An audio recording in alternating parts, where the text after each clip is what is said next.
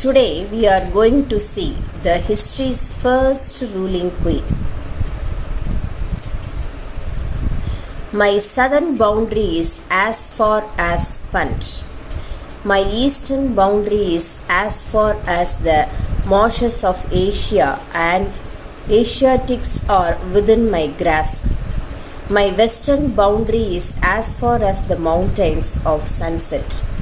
My fame spreads among the people who dwell along the vast stretches of sand, says an inscription in a beautiful temple, one of the finest monuments in the world, which stands below the steep side of a majestic mountain on the river Nile. On the other side of this cliff is the famous Valley of the Kings' Tombs, where many of the Egyptian kings were buried in secret spots. This temple was constructed by Queen Hatshepsut, the only female pharaoh of Egypt, as well as the first ruling queen known to history. Does the inscription quoted above show any vanity of the queen? No. It was only a plain statement. In fact, Queen Hatshepsut's rule was one of the most peaceful and prosperous periods. The pharaohs, as is well known, were mighty rulers, and they vigorously fought battles to expand their territory and to prove their prowess. They were also great builders, as the pyramids, the unique monuments which served as their tombs, would speak.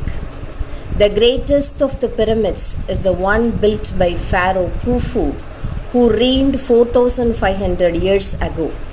It is in 481 feet high, and the area covered by its base is so vast that according to a calculation, it would give room for the cathedrals of Milan, Florence, and St. Peter at Rome, as well as Westminster Abbey and St. Paul's Cathedral, and still leave some space to spare.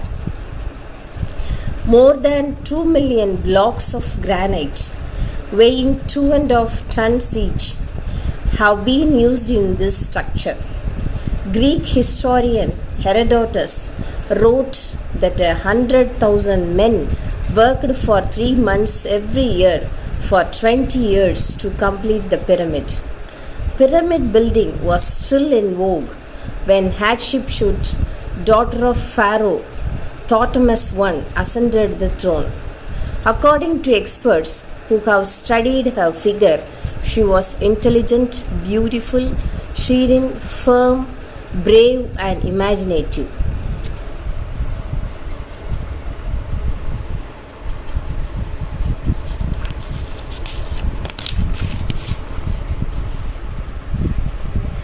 Instead of building a pyramid, she decided to build a temple of the sun god, Ammon.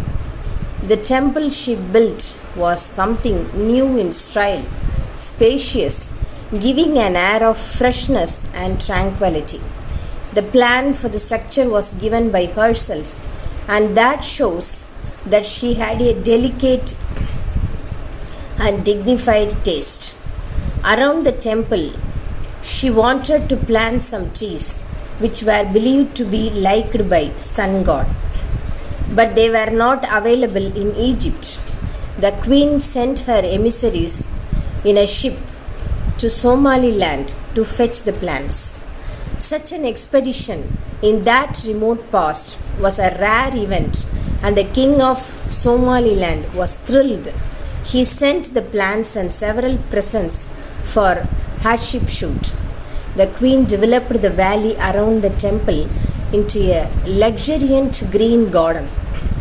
But such creative activities of the queen were not appreciated by her male relatives. As soon as she died, her husband, who became Pharaoh Thutmose II, erased her name from the temple walls and defaced her images and dumped her statues in a well. Such was the mischief wrought by sheer jealousy. But Queen Hatshepsut has received her due honor from the historians of our time. From the little we have been able to know about her, she can be classed among the greatest rulers in history, not for conquest but for her love of peace and art, and her sway over her people, by virtue of which she could continue her reign, although surrounded by men who evidently disliked to be ruled by a female pharaoh. Thanks for watching, friends. Support us by subscribing our channel. Thank you so much.